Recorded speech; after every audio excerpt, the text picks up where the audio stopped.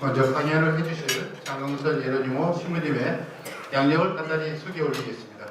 장흥선 예로니모 신부님께서는 1992년 사제서포를 받으시고 러시아 상트페테르부르크 러시아 정교회 신학교 이권학과를 졸업하셨으며 현재 서울대교구 이권연구소 소장 및 천주교 평양교구 사무국을 맡아 공직하고 계십니다.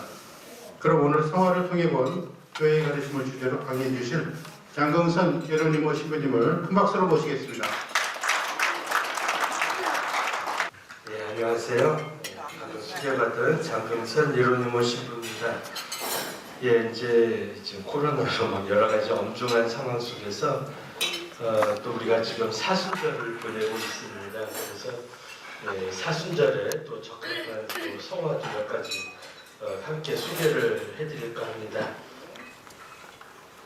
우선 우리가 한국 천주교의 역사가 200여 년밖에 되지 않다 보니까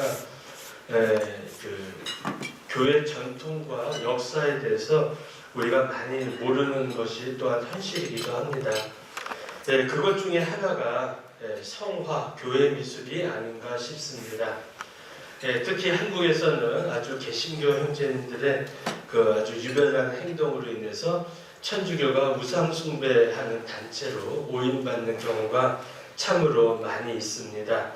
그래서 오늘은 우리 교회 미술이 과연 무엇이고 또 교회 미술을 통해서 교회는 무엇을 우리에게 말하고자 하는가 또 무엇을 우리 신자들에게 가르치고자 하는가를 성화를 통해서 설명을 드릴까 합니다. 우선 교회 미술이 처음에 태동한 것은 한참 시일이 지나서였습니다. 왜냐하면 예수님과 예수님을 따랐던 12제자들이 다 유대인들이었습니다. 유대인들은 모세 오경, 특히 민수기에 나오는 우상 숭배 금지 규정을 철두철미 지키는 이들이었기 때문에 오늘날도 유대인들의 시나고가 회당을 가서 보면은 볼 수가 없는 게 사람이나 동물 모양의 조각이나 형상이 없습니다. 그런 문화 속에서 그리고 또 성서를 통해 보면 예수님 당시에 이미 우상 숭배가 아주 극에 달했다는 걸 알 수가 있습니다.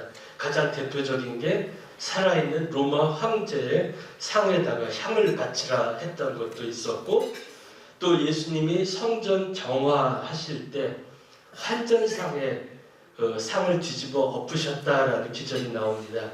환전상이 있었던 것도 바로 우상 숭배 때문에 그렇습니다. 왜냐하면 당시 통용되던 국제 화폐가 로마 화폐인데 그 로마 화폐에는 당시 황제의 얼굴이 새겨져 있었습니다. 그런데 이 우상 숭배를 철저히 금하던 유대인들이 그 황제 얼굴이 새겨진 돈을 성전에 봉헌할 수는 없었겠죠. 그래서 성전에 봉헌하기 위해서는 환전이 필요했던 것입니다. 그런 여러 상황 속에서 예수님을 또 우리의 성서의 내용을 그림으로 그린다는 것은 생각할 수도 없는 상황이었지만 세월이 지나 이제 우리 그리스도교 안에서도 다양한 민족들이 섞이게 됩니다. 언어와 사고방식이 다른 다양한 민족들. 그래서 그들에게 또 예수님을 직접 뵀던 목격자도 이제는 단 한 명도 남아있지 않은 상황 속에서 예수님의 가르침과 성서의 내용을 효과적으로 가르치고자 조심스럽게 나오기 시작한 것이 성화입니다. 우리가 아이들에게 글을 가르칠 때 꼬맹이를 앉혀놓고 기억, 니은, 디귿부터 가르치는 부모님 없습니다. 되게 다 어떻게 그림책을 읽고 시작을 하죠.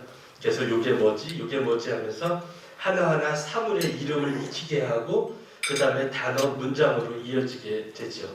이처럼 아이들에게 그림을 통해서 여러 가지 생활과 문화, 그 다음에 여러 가지 것들을 가르치듯이 우리 교회 안에서도 그림이라는 형태로 주님의 말씀 그리고 성서, 교리의 내용을 오류 없이 전하고자 했던 것입니다. 현재 존재하는 가장 오래된 교회 미술의 흔적은 로마 지하 공동묘지 카타콤바에 남아 있습니다. 카타콤바라는 거는 여러분들이 보시다시피 우리가 옛날에 코바디스라는 영화라든가 이런 데서 볼 수 있듯이 우리 크리스찬들이 로마에서 특히 네로 황제 시대에 아주 굉장히 많이 희생을 당했고 또 우리 교회는 이들의 희생을 가벼이 보지 않고 이들의 시신을 또 성스럽게 옮겨서 안장을 했습니다.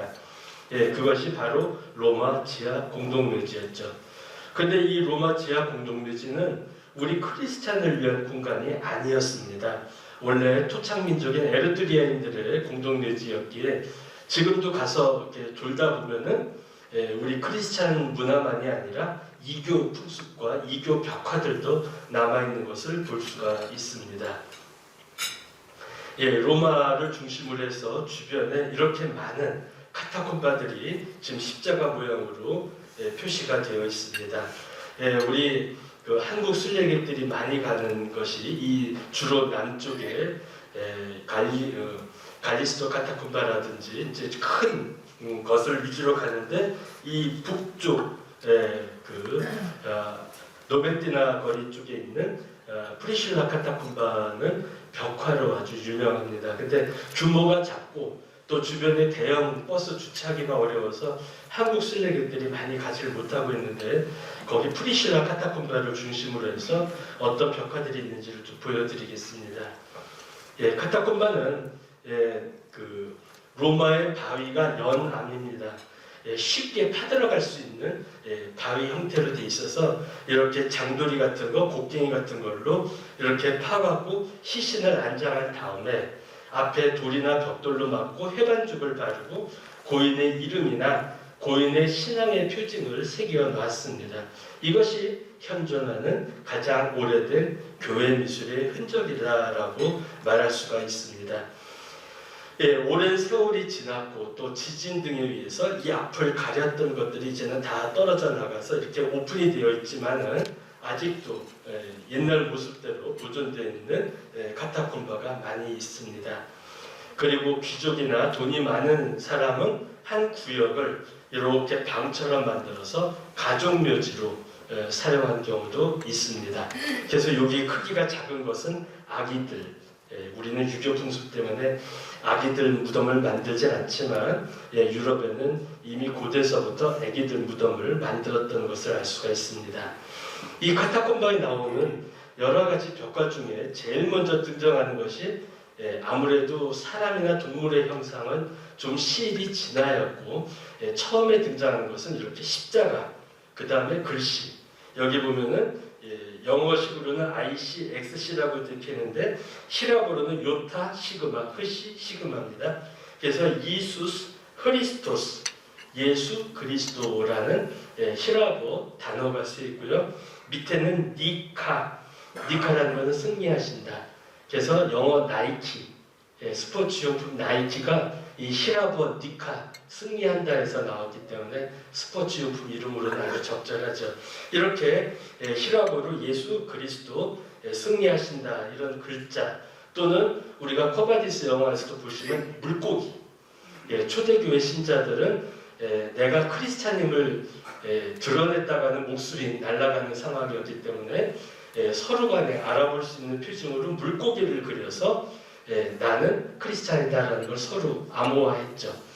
물고기는 히라보로 익투스인데 이거는 예수 그리스도 하느님의 아들 구세주라는 단어의 첫 알파벳만 띄어서 붙여놓으면 물고기, 익투스라는 단어가 됩니다. 그래서 물고기만 그려도 나 예수 그리스도 하느님의 아들 구세주 믿는 사람이야 라는 표징이 되겠죠. 그 다음에 이제 그림들이 나오는데 카타콤바에 가장 많이 나타나는 것 중에 하나가 요나 이야기입니다. 여기를 배를 보면은 지금 요나가 그 배에서 던져지고 있고 물고기가, 물고기라고 하기에는 좀 거시기 한데 입이 좀 입을 벌리고 지금 먹으려고 하고 있죠. 요나가 물고기 뱃속에 들어갔다가 나오는 이 모습이 예수님의 부활을 예표합니다. 동굴에 묻힘, 그 다음에 다시 나옴. 그래서 요나 이야기가 또 굉장히 카타콤바에 많이 등장을 하고 있고요. 그 다음에 우리 오늘날도 신부님들이 미사 때 가장 많이 취하는 자세, 손을 들어 올리고 기도하는 자세, 오란스라고 하는 이 자세도 굉장히 많이 드러나고 있습니다. 이것은 밑에 사자가 두 마리 있는 걸 볼 수가 있습니다. 사자굴 속에 다니엘입니다. 그러니까 다니엘은 지금 사자굴 속에서 두려움을 떠는 게 아니라 오히려 손을 들고 하느님을 찬양하고 있었던 성서 내용을 그대로 반영하고 있다는 걸 알 수가 있습니다. 그 다음에 역시 손을 들고 있다는 건 기도하고 있습니다. 근데 밑에 보면은 붉은색 불길이 있습니다. 역시 다니엘서에 나오는 불가마 속의 새 청년 이야기. 그래서 오늘날 우리 시부님들이 미사 때 행하는 이 자세 같은 것도 바로 이런 데서부터 시작이 된 것을 우리가 알 수가 있습니다. 그래서 미사 때 시부님이 팔을 들어 올린다, 아주 중요한 기도를 외는 부분이구나라고 이해하실 수 있겠습니다. 그 다음에 그 하얀하는 여자를 고치신, 옷깃을 만지기만 해도 나으리라 믿었고 예수님을 만져서 그 여자는 치유가 되죠. 바로 그건데, 카타콤바의 또 특징이 뭐냐면 예수님이 우리가 아는 전형적인 예수님의 모습이 아닙니다. 즉 수염이 없습니다.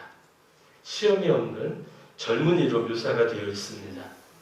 이것은 예수님은 영원한 젊음, 영원한 생명을 가지신 분이라는 것을 나타내고자 카타콤바에 나오는 예수님들을 보면은 하나같이 수염이 없는 젊은이로 묘사했다는 걸 알 수가 있습니다. 역시 이것도 사마리아 여인 이야기입니다. 역시 예수님 수염이 없는 젊은이로 묘사되어 있죠. 하여튼 그래서 이렇게 카타콤바의 이런 벽화들을 통해서 우리 교회 미술이 어떻게 시작됐는가를 볼 수가 있습니다. 근데 보니까 그 이전에 우리가 폼페이라든가 에페소라든가 뭐 다른 로마 유적지에서 보는 조각과 회화들하고 다르지가 않습니다.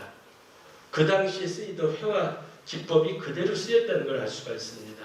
주제만 바뀌었죠. 근데 이게 세월이 지나면서 이제 문제가 되기 시작을 합니다. 이거는 누가 봐도 아시겠죠? 아담과 하와의 이야기고요. 그리고 앞을 가렸다는 것은 이미 범죄가 벌어진 이후다. 그리고 그 다음에 여기 보면 뱀이 돌돌돌돌 나무를 감고 있죠. 그리고 하와가 손을 내밀고 있습니다. 이게 또 중요한 표징입니다. 책임전가. 하느님께서 누가 따먹으라 그랬냐? 그랬더니 아담은 하와에게, 하와는 이 뱀이. 내 탓이로 아니고 네 탓이로 하다가 하느님의 진노를 사게 됐던 그 모습. 그래서 오늘날도 우리는 내 탓이로를 해야 된다는 것도 바로 이 창세기에서부터 우리가 교훈을 얻을 수가 있고요. 그 다음에 이거는 마물의 상수리 나무 아래 나타났던 새 나그네 이야기. 삼일체의 가시적인 첫 현현으로 보고 있죠. 그래서 이 아브라함, 그 밑에는 살찐 송아지, 좀 소가 너무 작기는 하지만은 살찐 송아지를 잡아 대접했다라는 기절을 함께 이렇게 묘사를 했습니다. 근데 표현 방법이 그 당시 일반적으로 집이나 가정이나 공회당이나 이런 데 창식하던 그대로예요. 근데 이게 이제 세월이 지나면서 그래도 이게 성서에는 우상을 섬기지 마라 그랬는데 이것도 어떻게 보면 우상이 될 수 있지 않을까라는 논란이 벌어집니다. 그게 여러분들도 많이 들으셨다시피 성화상 논쟁, 성화상 파괴 논쟁이라는 거죠. 7세기, 8세기에 걸쳐서 일어났던, 그래서 성화는 우상이니까 모든 성당과 공공장소에서 제거돼야 된다라고 해서 그또 성화상 옹호하던 사람들을 죽이고 추방하고 아주 유럽을 뒤흔드는 사건이 벌어지죠.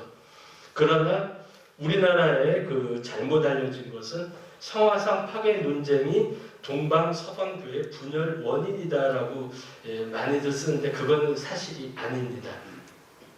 동서방 분열 원인은 더 복잡해요. 근데 이 성화상 파괴 논쟁은 그 엄밀히 말하면은 정말 순수한 신앙적인 의도에서 시작됐다기보다는 황제들의 정치적인 야용 때문에, 지금 푸틴처럼요.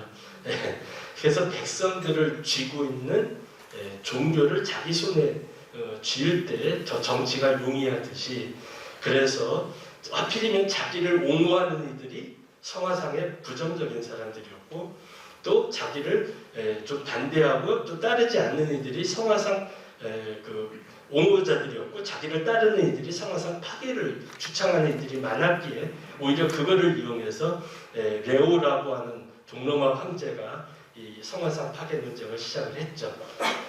그러다 보니까 이 카타콤바 이후에 초기의 성화들이 남아있지를 않아요. 성당마다 다 제거하고 파괴했기 때문에. 그런데 일부가 남아있습니다. 어디? 시나이. 시나이의 카타리나 수도원. 우리나라에는 자꾸 수녀원이라고 그러는데 카타리나 성녀의 유해가 보존되어 있다고 해서 카타리나 수도원입니다. 이 그 알렉산드리아에서 순교했고 천사들이 이곳에 옮겨서 안장했다라고 전해지고 있죠. 이거는 그리스 정교의 남자 수도원입니다. 근데 이게 그 유럽의 지도를 보시면 시나이 반도가 한참 유럽 중심에서 떨어져 있죠. 그러다 보니까 이곳에 초기의 성화들이 남아 있습니다. 6세기 그 이전의 이콘들이. 그래서 바로 여러분들도 많이 보셨을 겁니다. 이 시나리의 예수님. 일반 회화적인 그렇지만 전차 교회만의 독특한 모습으로 정리되어 가는 걸 볼 수가 있습니다. 예수님의 눈을 반을 이렇게 가리고 보시면 이쪽 눈은 하늘을 향하고 있고 이쪽 눈은 우리 또는 땅을 향하고 있어요.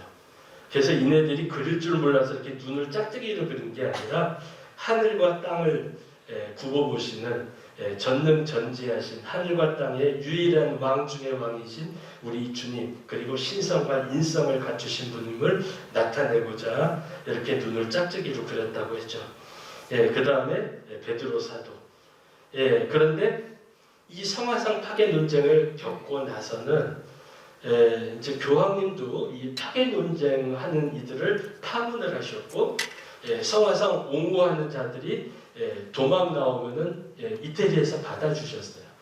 그래서 지금도 이태리를 가면 이때 피난 나온 성화상 제작자들의 작품들이 많이 남아 있습니다. 그래서 성화상을 옹호하는 것에 있어서는 교황님도 동방교회도 다르지 않다. 근데 이제 이렇게 성당에서 성화들을 제거하고 정으로 쪼아내고 회를 바르고 이런 일들이 있었죠. 이루고 나서 우리가 공의회를 다시 열게 됩니다. 성화상이 이제 8세기 초에 다시금 논쟁이 되고 황제들이 이제 박해하던 황제들이 돌아가시고 그 다음에 그 어린 황제가 즉위를 하게 되자 이레네 황후, 그러니까 황후가 섭정을 합니다. 우리나라도 왕이 어릴 때 대비가 섭정을 하듯이 여기도 마찬가지였죠. 이레네 황후가 어린 아들의 섭정을 하면서 성화상 파괴를 종식하는 공의회를 엽니다. 이때 뭐라고 결의를 하냐면 성화상 공경은 인간의 작품에 대한 공경이 아니라 그 원상에 대한 공경이다. 이것은 굉장히 중요한 선언입니다. 오늘날도 우리 가톨릭 신자들이 성화상, 성상을 모시는 중요한 논거가 됩니다. 그래서 여러분들도 혹시 주변에 개신교나 믿음을 달리하는 분들이 천주교에서 우상 숭배한다고 하실 때 이렇게 말씀하시면 됩니다. 십자고상, 성모상, 그 인간이 만든 그 작품에 대한 경배가 아니라 그 원상에 대한 공경이다. 그러면 그 성화상에 대한 우상과 우상이 아닌 것에 대한 어떤 명확한 구분이 되지 않을까 싶습니다. 이렇게 해서 이제 성화가 좀 회화적이었던 게 좀 딱딱해지고 정형화되게 됩니다. 그래서 이렇게 교회가 정리한 원칙에 따라 그려지는 것들을 이콘, 아이콘이라는 표현을 쓰게 됩니다. 그러니까 이콘이라고 하는 것은 우리가 아까도 말씀드렸듯이 우리가 200년밖에 역사가 안 되다 보니까 천주교하고는 낯설고 관계가 없지 않느냐. 그러나 이태리나 프랑스에 가서 1000년 이상 된 성당들을 가서 보면 똑같은 이콘들이 벽화로 남아있는 걸 볼 수가 있습니다. 그러니까 이전에는 동서방 분열 이전에 1054년 동서방 분열 이전에 하나였던 교회에서 함께 공유했던 성화다 이렇게 이해하시면 되겠습니다. 그런데 동방 즉 그리스, 러시아, 불가리아, 오늘날 좀 전쟁 터지고 있는 우크라이나 이쪽에서는 이 초기의 전통을 조금이라도 변형을 하면 신앙을 훼손하는 것까지 생각을 해요. 그래서 그리스나 이런 데 가보면 좀 딱딱해 보이는 정형화된 이권들이 있지만 가톨릭에서 보면 잘 안 보이거든요. 이거는 왜? 또 민족 구성이 달라요. 그러다 보니까 중세를 거치면서 특히 르네상스를 거치면서 우리 서방 교회는 표현의 자유를 또 교회가 줬죠. 그러다 보니까 라파엘로, 미켈란젤로 같은 다양한 우리가 쉽게 접근하고 어떤 느낌을 가질 수 있는 그런 성화들로 바꾸게 됐던 거죠. 그러나 2차 바티칸 공회 이후로 우리가 너무 오랜 세월 이렇게 동안 자꾸 본질에다가 덧칠했다. 그래서 이 덧칠을 벗겨내고 원래 형태로 되돌아가자가 2차 바티칸 공의의 가장 중요한 정신이거든요. 원래의 정신이 뭐냐? 초대교회. 그래서 전례개혁을 보면은 예수님께서 제자들과 함께 최후의 만찬을 하셨던 것이 미사의 원형인데 예수님이 제자들을 앉혀놓고 혼자서 벽을 향해서 미사를 최후의 만찬을 하신 게 아니잖아요. 그런데 우리는 세월이 지나면서 미사를 드릴 때 신부님이 이제는 벽을 향해서 미사를 드리고 신자들은 멍하니 앉았다가 그래서 옛날 어르신들 말을 표현 보면 미사 보러 간다라는 말을 많이 하시죠. 그래서 이건 아니다. 그래서 이제 신부님도 제자들을 그러니까 신자들 향해서 돌아서서 신자들과 함께 그래서 이제는 미사 드리러 간다라는 말을 우리 신자들도 써야 된다. 이것이 2차 바티칸 공의의 주요 정신 중에 하나입니다. 그래서 교회 미술도 마찬가지예요. 너무너무 그러니까 주제에 맞춰서 그린다는 건 좋지만 너무 세속화돼 버렸죠. 세속적인 표현이 자꾸 들어가고 그래서 그러면은 영적인 초기 교회의 그 단순했던 정신으로 되돌아가자. 그래서 우리 가톨릭 안에서도 다시금 이콘이 붐을 이루고 있고 로마를 비롯해서 여러 주요 도시 이콘 연구소들이 다시 생겨나게 됩니다. 그래서 우리 한국에서도 이제 소개되기 시작을 했고요. 근데 이제 그 이콘에서 교회가 정하는 원칙이라는 게 뭐냐? 여러분들 불교 아시죠? 불교의 불화나 불상을 조성할 때 80종호가 있어요. 80가지 원칙이 있어요. 부처님을 아무렇게나 조성하는 게 아니라 귀는 어떻게, 나발이라고 그러죠. 머리 꼬아지는 이거는 어떻게, 눈은 어떻게, 입술 하나하나가 다 지침이 있어요. 그리고 우리의 12사도처럼 부처님의 제자들 나한들에 대한 여러 가지 지침들이 있어요. 거기에 따라서 조성을 할 때 그것이 불화가 되는 거거든요. 그것처럼 이것도 세속화와는 구분져야 되겠다. 그래서 뭐냐? 이콘에서는 표정이 없습니다. 웃는다든지 뭐 과도하게 우는 표현이라든지 이런 인간의 희노애락을 드러내지 않는다.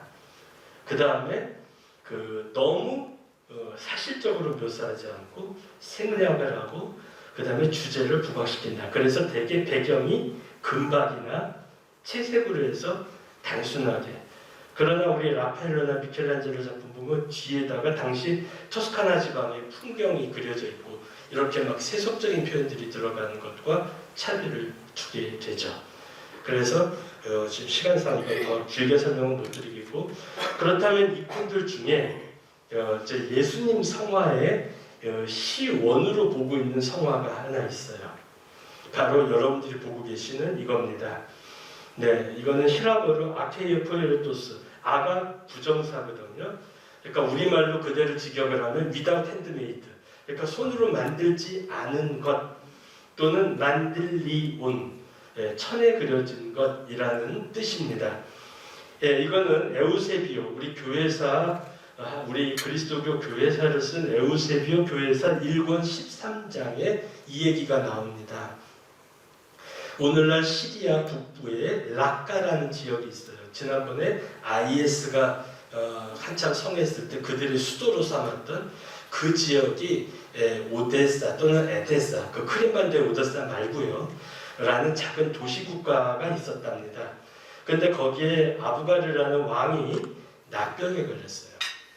근데 납병에 걸리면은 가족들차 외면하는데 왕이 납병 걸렸으면 정치를 어떻게 합니까? 그런데 듣자 하니 저 시리아 밑에 팔레스틴 지방에 예수라는 사람이 죽은 사람도 살리고 병자도 살린다라는 얘기를 듣고 사람을 보냅니다. 나 좀 살려주시오.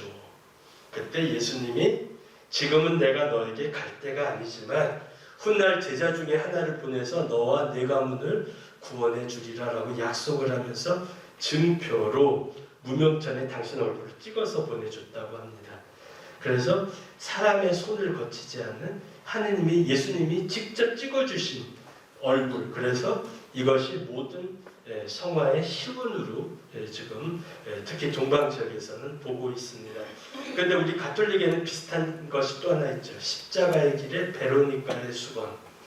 근데 사실 베로니카의 수건은 그 역사적인 근거가 확실치가 않습니다.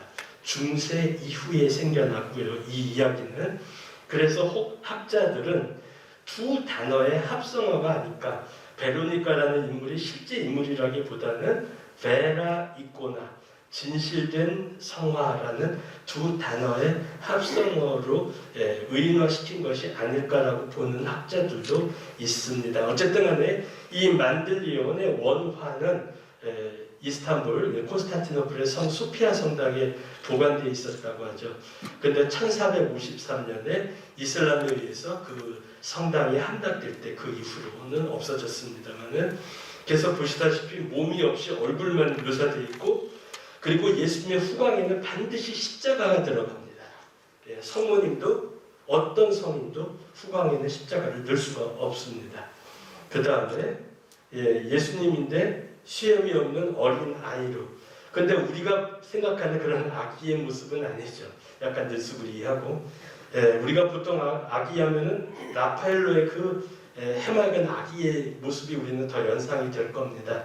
근데 여기서는 이렇게 아기를 이런 모습으로 묘사해요. 왜냐하면 이미 그분은 아기지만 지혜와 영이 충만하신 하느님이시기 때문에, 그래서 약간 우리가 생각하는 사고를 뛰어넘게 그린다는 거. 그 다음에 우리가 많이 보는 구세주, 손으로 강복을 주시고 복음서를 들고, 항상 예수님은 두루마리나 복음서를 들고 있는 모습으로 묘사를 합니다. 왜? 요한복음 1장에 말씀이 사람이 되셨는데 라는 기절이 나오죠. 바로 말씀의 주인이심을 나타내고 있는 거고요. 요거는 그리스의 그 빤셀레이몬이라는 빤셀리노스라고 하는 분이 그리신 거고요. 그리고 복음서가 펼쳐져 있는 경우가 있는데, 펼쳐져 있는 경우에는 그 복음서에서 예수님이 직접 하신 말씀 중에서 골랐을 수가 있어요. 그래서 나는 길이요 진리요 생명이다, 나는 포도나무요 등등등, 예수님께서 직접 하신 말씀 중에 쓰여지게 됩니다. 그리고 예수님의 손을 보시면은 이게 축복을 하는 손인데요. 이 손의 모습이 오늘날 동방의 사제들도 이렇게 하고 강복을 줍니다. 요게 아까 예수 그리스도라는 요타 시그마 흐시 시그마를 손가락으로 이렇게 예수 그리스도라는 그 글자를 손으로 묘사해서, 우리 가톨릭에서는 그냥 이렇게 했고, 2차 바티칸 공의회 이전에는 특히 우리 주교님들 교황들은 이렇게 강복을 했죠. 삼위일체. 그래서 옛날 상분들 보면 이러고 있는데, 동방에는 이제 이렇게 새끼손가락을 펴도 되고 내려도 되고, 그래서 이렇게 하고 강복을 준다는 거, 그런 모습을 또 성화에서 볼 수가 있고요. 그 다음에 성모님의 성화. 성모님의 성화는 그 루카 사도가 처음으로 그린 걸로 얘기가 전해져 오고 있습니다. 근데 사실은 루카도 유대인이기 때문에 그거는 조금 아직도 진실성이 조금 논란이 되고 있긴 합니다만, 근데 루카복음을 보면 1장이 다른 복음서와 다릅니다. 성모님에 대한 얘기가 좀 많죠. 그래서 성모님 축일만 되면 루카복음 1장을 읽지 않습니까?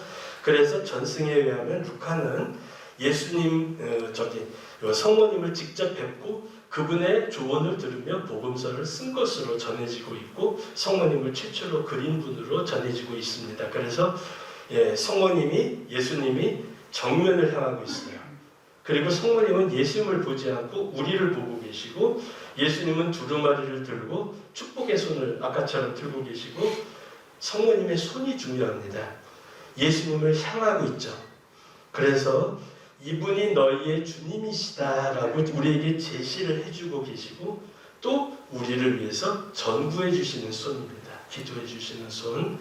그래서 성모님을 이렇게 길의 인도자, 전구자 성모님으로 그 다음에 이마와 양 어깨에는 별이 있어요. 여기 하나는 가려져 있고 이거는 동정을 뜻합니다.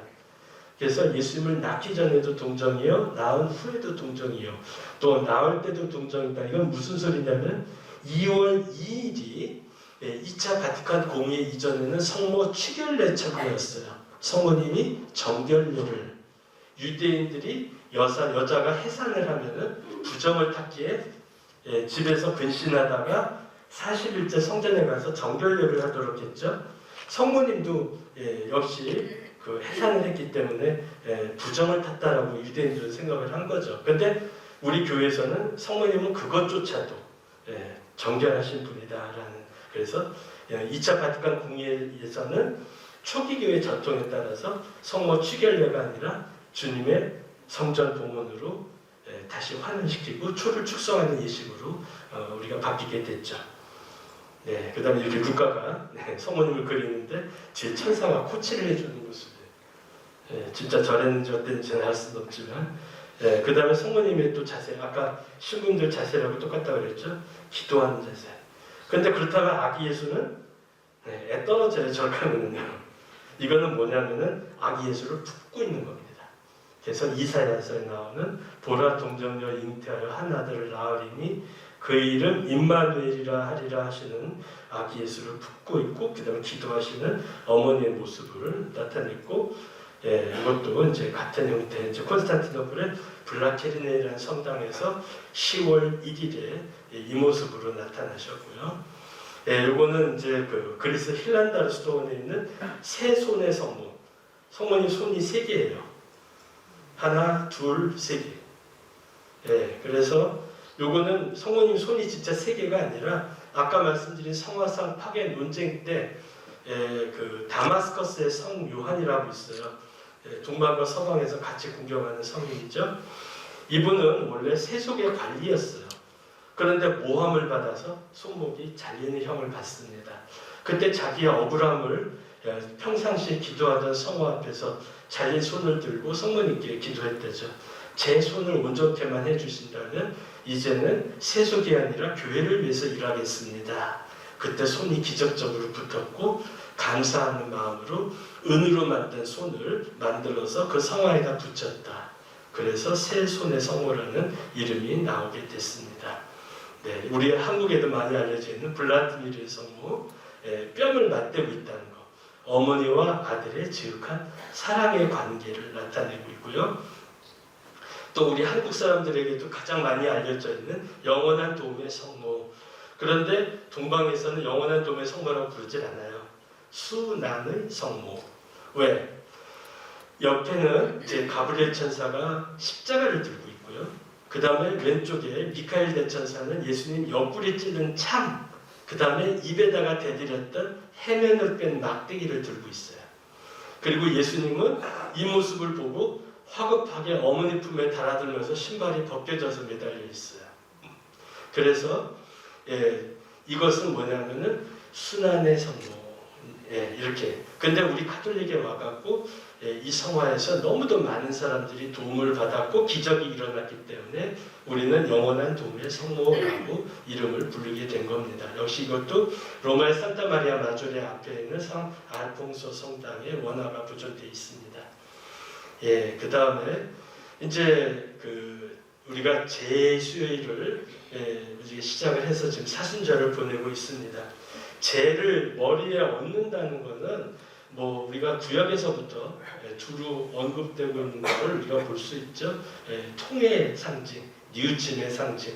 이 죄와 같이 우리가 다시 그 원초적인 상태로 되돌아갈 것을 생각하라는 아주 중요한 의미가 있죠. 그래서 머리에다가 죄를 얹으면서 사제가 읊게 되죠. 흙에서 돌아갈 것을 생각하라든지 몇 가지 말이 있게 되죠. 그래서 실제로 이 제수일 근처만 되면 유럽에 또 미국에서도 길거리에서 이러고 다니는 사람들 참 많이 봐요. 그날 아침에 제일 얹은 사람들이죠. 그리고 이거 털지도 않고 일커부들 많이 돌아다녀서 저 사람 오늘 재반하구나 금방 알 수가 있습니다.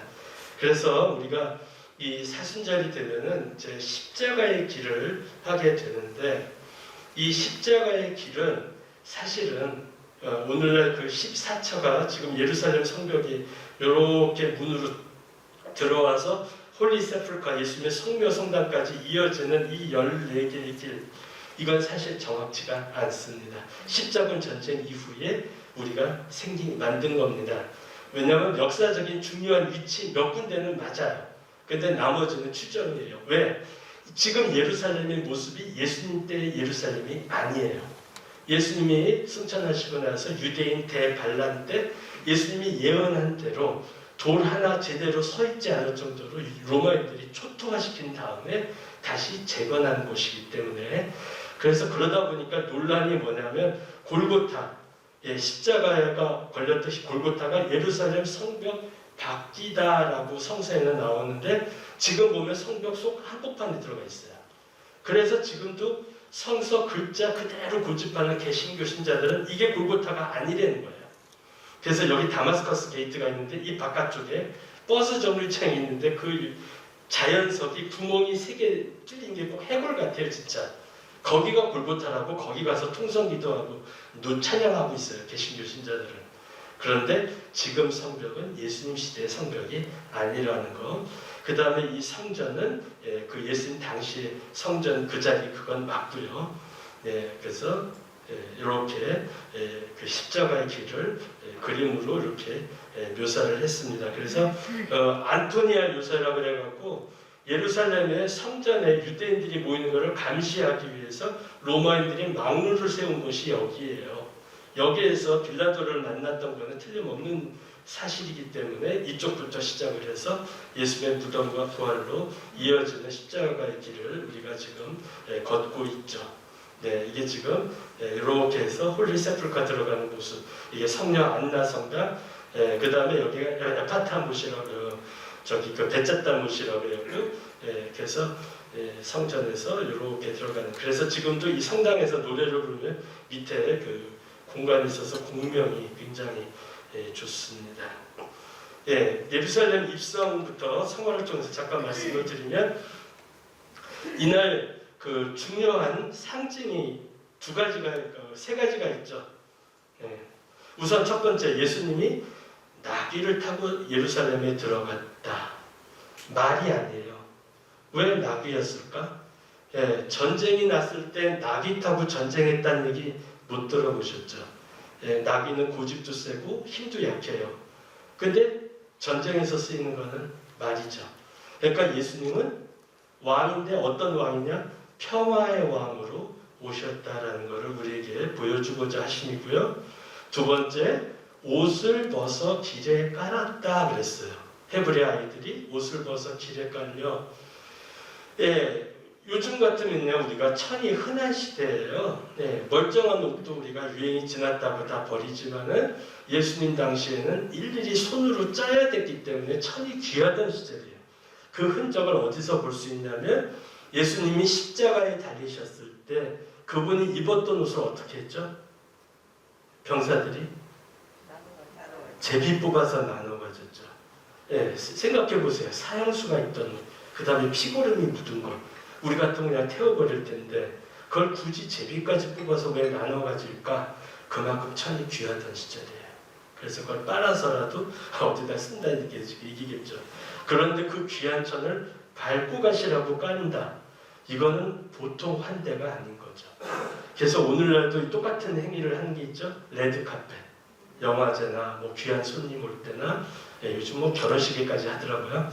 근데 같은 의미예요. 그러니까 고대 기록을 보면 로마 황제나 개선장군이 들어올 때 그렇게 천을 깔았다는 기록들이 나오거든요.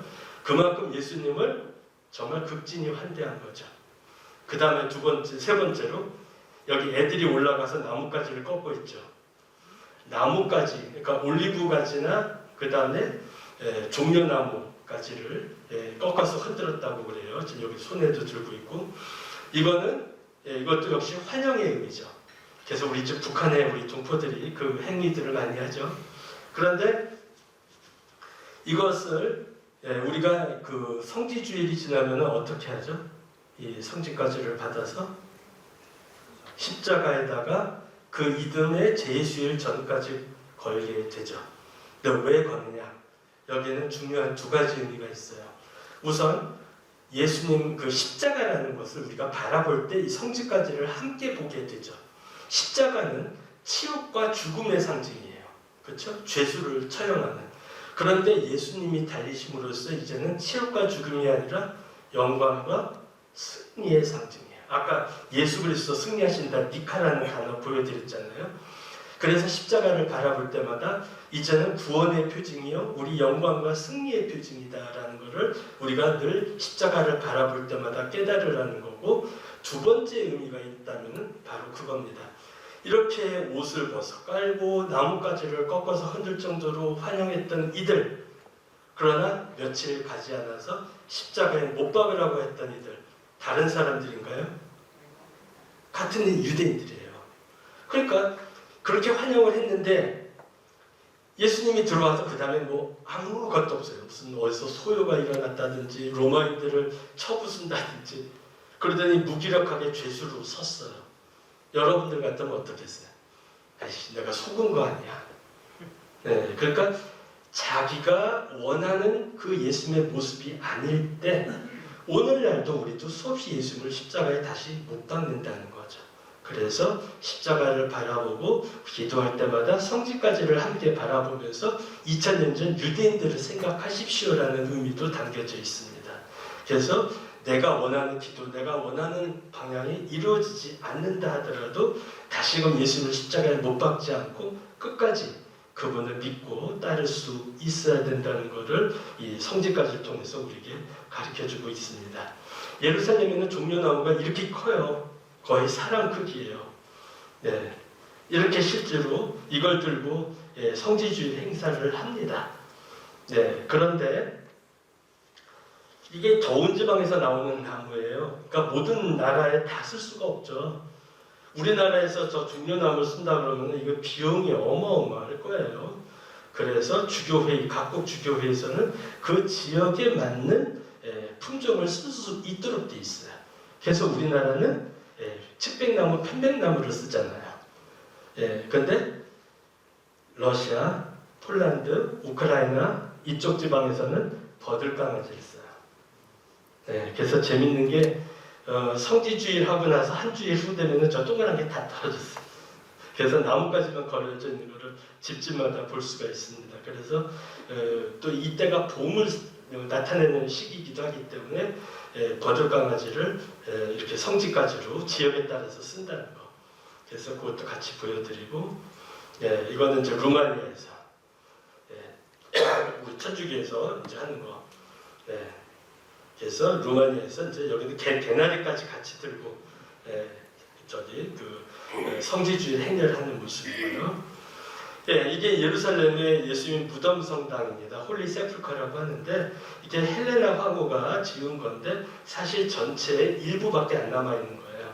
오른쪽으로, 저쪽에서 오른쪽으로 더 길게 이어졌던 것이 십자군 전쟁 실패 이후로 파괴와 재건을 거듭하면서 일부가 떨어져 나갔어요. 그래서 골목으로 이렇게 끊어져서 골목 너머에 또 반대편에 일부 건물이 남아있고 지금 그런 상황입니다.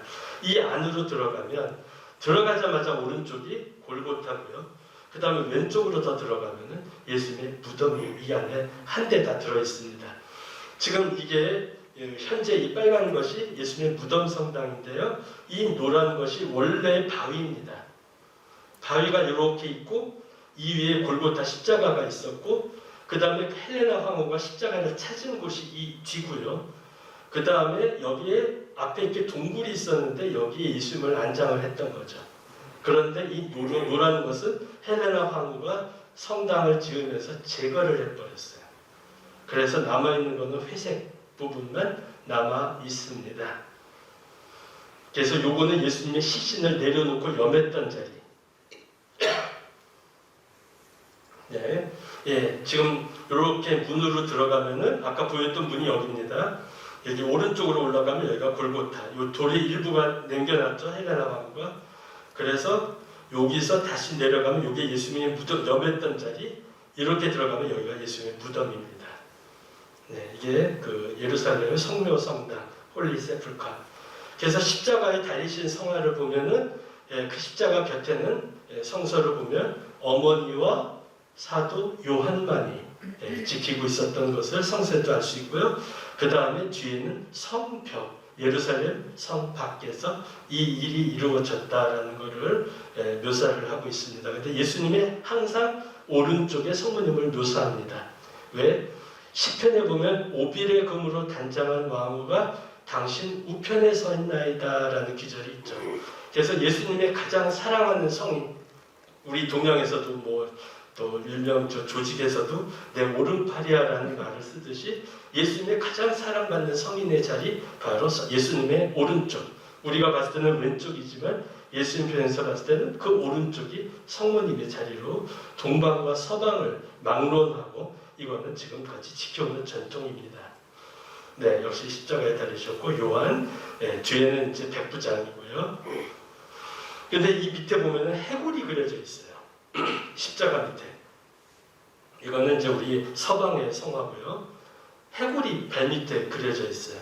이거는 전승에 의하면 그 성서에 보면은 골고타 해골산에 십자가가 세워졌다라는 그 기절도 나타내고 또 신학적으로 예수님을 신약의 아담이라고 표현을 해요.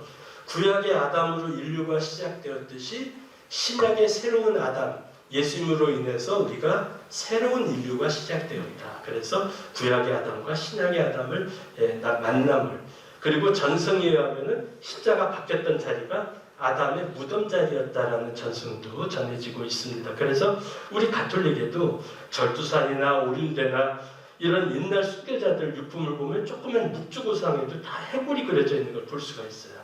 요즘에는 이런 걸 우리가 카톨릭에는 생각을 하지만 옛날에는 이거 오륜대에 있는 그 베른의 장주견 유품인데 이렇게 해골이 다 카톨릭에도 다 있었어요.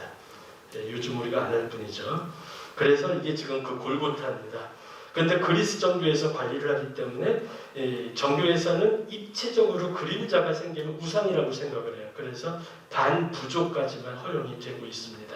그래서 여기는 유리로 덮어서 헬레나 왕후가 남겨놨던 골고타에 원래 바위가 있고요. 이 제단 밑에 동그랗게 표시가 되어 있는데 거기가 십자가가 세웠던 자리죠. 그래서 예수님, 여기는 성모님, 이 옆에는 누구냐? 마리아 막달레나가 아니라 사도 요한입니다. 수염이 없는 예쁜 여자같이 그려놨다고 한국 가이드들은 가면 열이면 열 마리아 막달레나라고 얘기를 하는데 그 말은 외국 사람들도 알아듣거든요. 정말 창피한 노릇이에요. 성모님하고 마리아 막달레나는 대등하게 세우지 못합니다. 그래서 세례자가 그 사도 요한이고요. 여기가 십자가 달렸다. 그 다음에 여기에 우리 카톨릭에서 관리하는 지역이거든요. 근데 성모 7구 칼이 꼽혀있는 성모 통고를 나타내는데 여기는 예수님 옷을 벗김을 당했던 자리, 여기는 십자가가 박혔던 자리. 이렇게 사람들이 들어가서 거기다가 입을 맞춥니다. 그 다음에 그 밑으로 내려오면 바로 아래가 툼 오브 아담이라고 적혀 있어요. 아담의 무덤 경당이에요. 동방교에서 관리를 하는데 아까 말씀드렸죠. 아담의 무덤 위에 십자가가 세워졌다. 그래서 근데 여기에는 이 뒤벽이 유명합니다. 일부러 조명을 해서 이렇게 액자 형태로 되어 있어요. 그래서 바위가 갈라져 있는 걸 볼 수가 있습니다. 예수님이 운명하시자 땅이 흔들리고 성전 휘장이 찢어졌다라는 규절이 나오죠. 그때 지진으로 이게 금이 갔다는 거죠. 그걸 이렇게 표현을 해놨어요. 그리고 그 뒤에서 이제 헬레나 황후가 십자가를 발견을 하죠. 근데 로마 사람들이 크리스찬들이 십자가를 중심으로 삼을까봐 땅에다 파묻고 신전을 세웠어요. 그런데 헬레나 황후가 나중에 이제 아들이 그 밀라노 칙령으로 이제 신앙의 자유를 주고 난 다음에 성지를 다니면서 중요 성지마다 성당들을 세워요. 근데 예수님이 십자가를 찾고 싶었는데 마침 그 신전이 있어서 신전을 허무니까 십자가 3개가 나왔어요. 근데 하나에만 명패가 붙어 있어요. 성서 말씀 그대로. 유대인의 왕 나자렛 예수라는. 그런데 로마인들이 이거를 또 딴 십자가에다가 옮겨 붙였을 수도 있는, 장난했을 수도 있기 때문에 기도를 하면서 병자를 데리고 와서 하나하나 닥쳐있는데 명패가 붙은 십자가에서 병자가 그대로 치유가 됩니다. 그래서 이 십자가 발견한 날을 십자가 현양축일이라고 합니다. 그래서 헬레나 황후와 당시 예루살렘의 주교 마카리오라는 분이 십자가를 높이 들고 현양하는 모습으로 성화를 그렸습니다. 이거는 아들 콘스탄틴 대제하고 함께 있는 모습이고요. 그 다음에 성모님을 동방교에 보면은 제대가 이렇게 있으면 제대 위에 반원형 천정, 지성소에 많이 그려놓는 걸 볼 수가 있습니다. 이거는 뭐 성찬의 전례가 더 이거 아니에요. 중요한 이유가 있어요. 대개 신자석이 있는 가운데쯤 천정에는 돔이 있고 거기에는 예수님이 그려집니다. 그리고 이 좌우 벽과 기둥에는 성인 성녀들이 많이 그려지고요. 이건 뭐냐면 지상의 교회와 천상의 성인 성녀들이 함께 하느님을 찬양하는 것을 상징을 하고, 이 제대의 벽은 땅에서 시작을 해서 천정으로 연결되는 이 구분벽, 그러니까 지상과 천상의 중간 지점, 그러니까 성모님은 지상과 천상의 중개자, 전달자라는 뜻에서 그 꺾어지는 부분, 앱스라고 하는 반원형의 성모님을 그린다는 것. 성모님의 역할이, 위치가 천상과 지상의 중개자, 전달자, 그래서 지성소 위에 이렇게 많이 묘사를 합니다.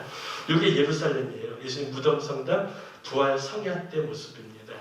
그래서 이 뒤로도 바위가 이렇게 있었는데 그걸 헬레나 왕후가 다 제거하고 오로지 그 무덤 부분만 남겨놓은 상태입니다. 예수님의 무덤, 부활. 그래서 마테오 복음이냐 마르코 복음이냐에 따라서 천사가 하나냐, 천사가 둘이냐. 근데 세 여인들이 예수님을 영화로 갔다. 5분만 더 할게요. 괜찮겠죠? 예수님이 그 돌아가시는 시점은 금요일 오후 3시경으로 성서에 나오고 있어요. 근데 우리가 토요일 날 부활 성야를 합니다. 그런데 이게 3일이 돼요? 안 되죠. 이유는 유대인들과 또 아랍인들은 해가 지면은 하루가 끝나고 다음 날이 시작되는 걸로 봤어요. 그래서 금요일 날 3시면은 첫째 날이고, 그날 해가 지니까 둘째 날이 되고, 토요일 날 해가 지니까 셋째 날이 되는 거죠.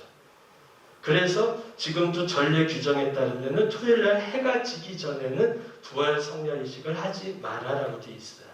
근데 일선 문당에서 보면은 토요일 날 오후에 청소년들, 그 학생들 비사가 있는 문당들, 그래서 아직 해가 죽전에 떠 있는데 알렐루야 알렐루야 이게 좀 맞지를 않는 거죠.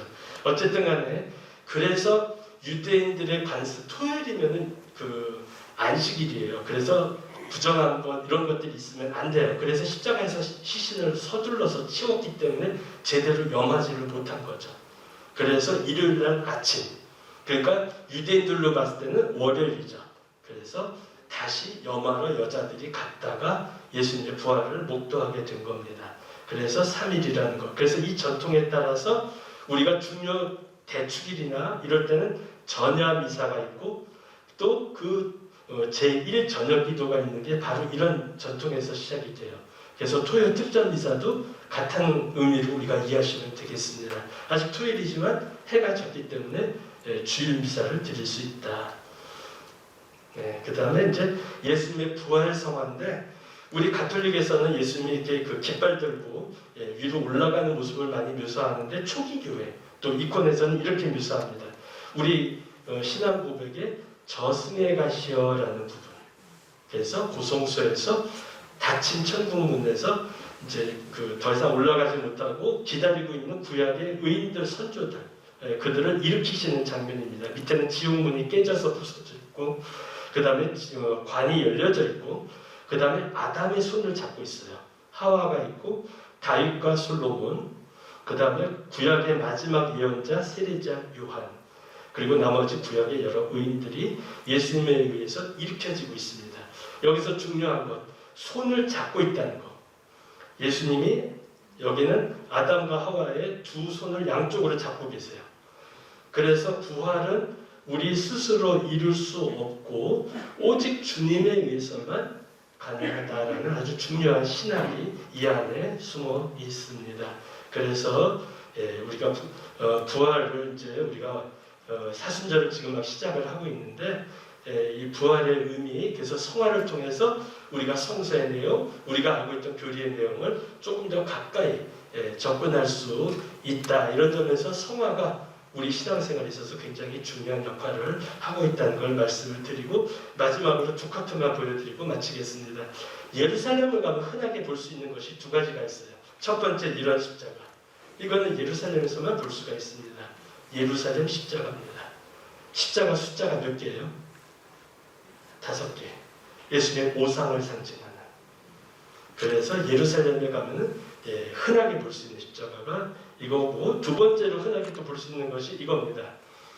어떤 성당이나 어떤 수도원이나 보면은 팔이 두 개가 교차되어 있어요. 팔이. 이걸 좀 더 그냥 그림으로 묘사한 걸 보여드릴게요. 팔이 두 개로. 이거는 프란치스코 수도원이라는 걸 나타내요. 프란치스코 수도자들이 관리하는 성당입니다. 프란치스코 수도의 수도원입니다. 여기서 이 맨팔은 뭐냐? 예수님의 손이고요. 밤색 옷을 입은 손은 프란치스코의 팔이에요. 두 분 다 오상을 입으셨잖아요. 그래서 예루살렘에 가면 저 조각만 있으면 이거 프란치스칸 두 구역이구나를 알 수가 있습니다. 그래서 조금 4분이나 좀 오버가 됐습니다. 그래서 여기까지 하겠고요. 혹시 뭐 질문 있으신 분 계시나요? 그것이 알고 싶다고. 없으시면은 그럼 여기서 마치겠습니다. 너무 시간이 촉박해서 너무 급하게 말씀드리는데 이해되셨나 모르겠습니다. 감사합니다.